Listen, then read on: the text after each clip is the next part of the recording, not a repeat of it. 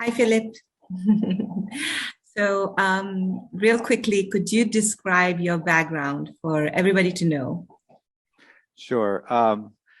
I started to meditate when I was about 13 years old.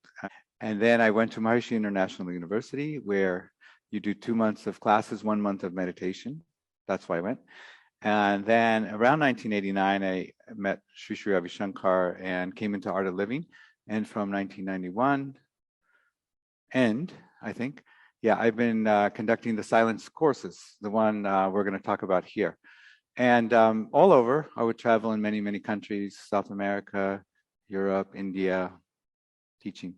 So that's a little bit of my background, especially related to these activities that we're going to talk about now. Nice. So, real quick, could you describe the benefit of doing a silence retreat? Like, why would somebody want to do a silence retreat? It is multifold. There's the immediate benefit of getting a deep rest. So we're pretty much moving around the clock, like we don't put our gadgets down or anything. So you get a full-on break for those 3.5 days, basically Thursday evening through Sunday. And it gives a deep rest to your system. And this allows, it's like when you take a vacation, why do you want to do that? You want to take a vacation because you get rejuvenated.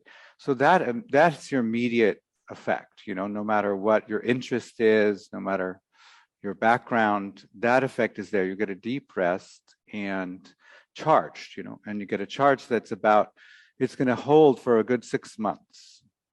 You'll have more energy, you'll feel a lot of the basic immediate day-to-day issues that you felt overwhelmed by fall in the background, and you just are moving really in a refreshed state. And so those are some benefits that you can find immediately. There's a little more long-term benefit, which is it starts to culture your mind not to associate itself just with the thoughts. And you have layers of existence. You have body, breath, mind, intellect, memory, ego, self, just if you were to break it down. And normally we're identified mainly with the mind, our thoughts. That's mainly it. We don't even have a lot of awareness of our body. That's where your yoga comes in handy, right? Because you're aware of the body, you get in the present moment.